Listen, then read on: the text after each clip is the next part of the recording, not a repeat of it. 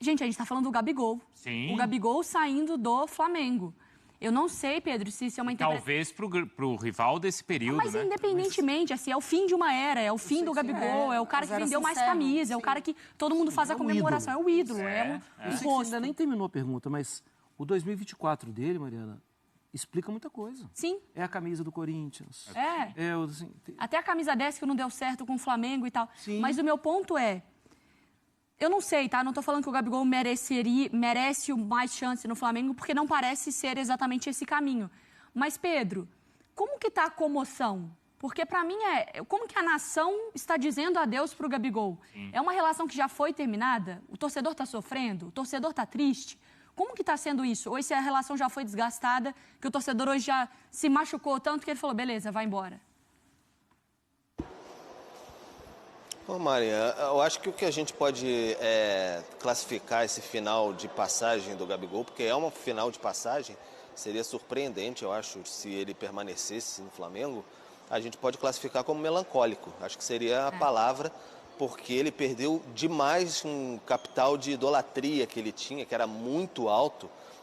Ontem, por exemplo, você não teve uma manifestação no Maracanã, assim, por mais que ele não estivesse por lá, etc., você não teve um fica Gabigol, você não teve nada nesse sentido.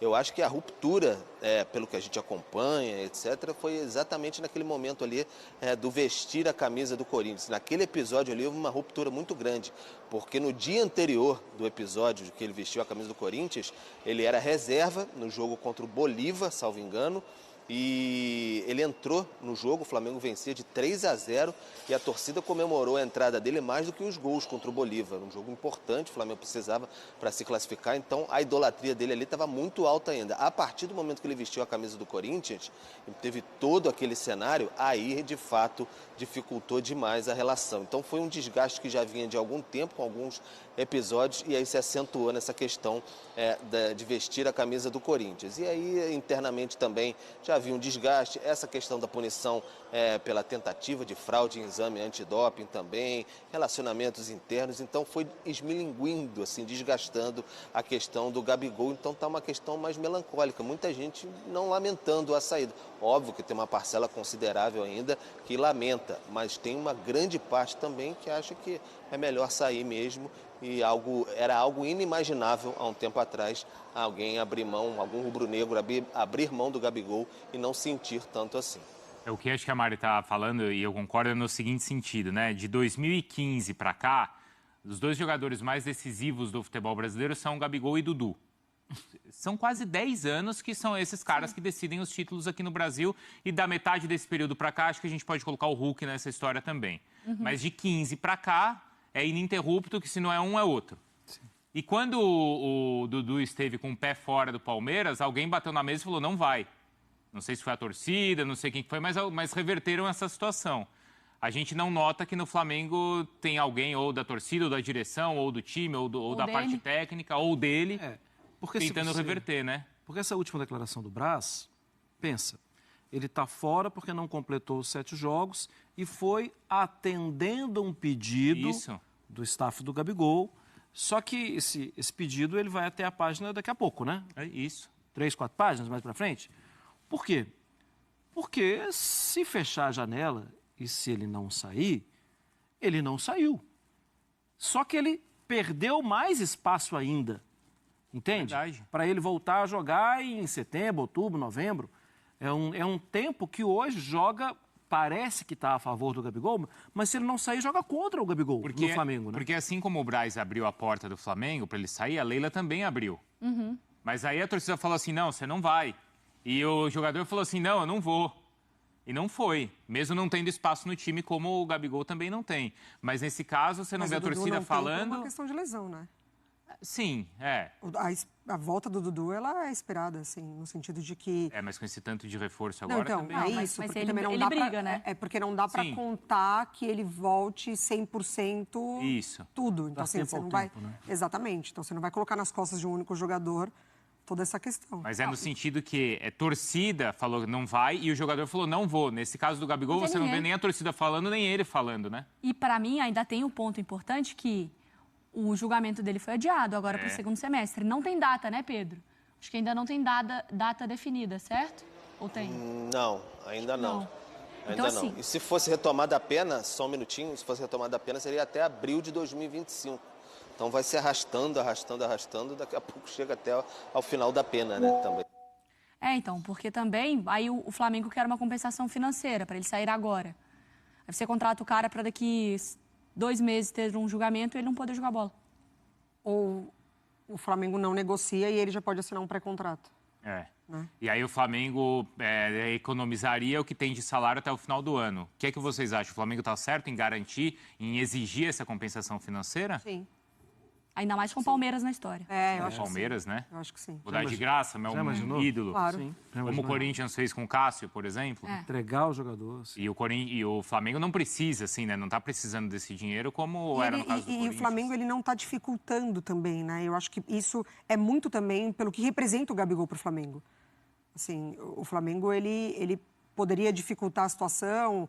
O Braz ali entendeu junto com o empresário de que, então tá bom, então a gente não vai relacioná-lo porque tem esse limite de partidas e se ele for negociado agora, ele não pode mais jogar, né? O limite de 7 jogos, assim. Então, nas palavras do Braz, a gente obviamente não sabe o que acontece internamente, né? Se pode realmente ter ali um embate. Mas ele se coloca ali na condição de que, é um ídolo, as nossas condições são essas, porém, para ele não faz sentido. Então, como que a gente pode ajudar? O Flamengo também quer uma compensação financeira, então vamos ver um jeito que fique bom para os dois. Ô Pedro, a gente está falando de quanto, hein? Essa compensação financeira, né? No fim das contas, né? Para sorrir, vai. Põe na mesa aí. O Alexandre Matos aumentando o volume. A Leila. O Braz aumentando o volume. Ele tinha na mão aqui. Para todo mundo sorrir. Planilha Augusto aberta. Melo, de bobeira lá na casa dele, também falou assim, vai que. Vai se diminuiu. Ô, Bruno, eu não tenho informação de quanto o Flamengo quer pro Gabigol, porque acho que o Flamengo nem mesmo estipulou um preço. Depende do que chegar na mesa ali. O Flamengo analisar quais são as condições e tem essa questão também, quanto ele economiza liberando o Gabigol até o fim do ano. Sim. E essa questão de pedir uma remuneração, né, um valor pelo Gabigol, tem uma questão de se proteger também quanto não ficar com esse ônus aí de ter liberado também, porque no fim das contas, por mais que tenha desgaste, é um grande ídolo. Você libera o Gabigol de graça, imagina um confronto Palmeiras e Flamengo na Libertadores com o Gabigol do lado verde, como é que ficaria também? Então é um risco muito grande, né? Então tem toda essa questão de proteção. Mas o contrato é até final do ano. O contrato até o final ele já pode desse assinar um ano, pré. né? Se ninguém pagar para ter o Gabigol e preferir só assinar o pré-contrato e esperar, ele volta para o Flamengo. Vai acontecer, já vai dar para... E a questão, claro, que é fundamental é do julgamento, né? Porque não só até abril de 25, mas essa pena pode ser estendida. Sim. Aí... Valeu, Pedro. Até mais. Boa tarde, nação rubro-negra. Eu tô chegando com tudo para atualizar vocês sobre tudo que está acontecendo nos bastidores do Flamengo. É isso mesmo, a segunda já está super agitada dentro do Ninho do Urubu. Isso porque o Flamengo já achou o substituto do atacante Gabigol e se trata do atacante uruguaio Luciano Rodrigues, que foi especulado também pelo Palmeiras há algum tempo atrás. É um jogador jovem, versátil, fazedor de gols, tem um potencial incrível e o Marcos Braz acredita que esse atleta poderá ajudar muito o Flamengo nessa temporada ainda 2024. A ideia da diretoria rubro-negra é negociar e vender logo o Gabigol e já formalizar uma proposta ao Luciano Rodrigues, que assim é um pedido exclusivo do técnico Tite. O treinador do Flamengo acredita que o Luciano Rodrigues pode ajudar muito, até porque o Luciano Rodrigues também está sendo convocado pela seleção uruguaia e o técnico Tite está acompanhando de perto. Também já fez muitos bons jogos pelo Liverpool do Uruguai. O Palmeiras, há pouco tempo atrás, estava de olho nesse atleta. As negociações não avançaram e o Flamengo agora só está esperando negociar o Gabigol para aí sim formalizar uma proposta oficial ao Luciano Rodrigues, que será o substituto do atacante Gabigol. Informação mega urgente, informação exclusiva, e eu quero saber de vocês o que vocês acham sobre essa saída do Gabigol e sobre essa chegada do atacante uruguaio Luciano Rodrigues. Seria mais um uruguaio nesse elenco recheado de uruguaios no Flamengo. É isso mesmo. Galera, o Uruguai, Flamengo está virando uma seleção do Uruguai. Vamos com tudo. Então é isso, galera. Se inscreva no canal, deixa o like. Saudações rubro-negras. Fiquem com Deus!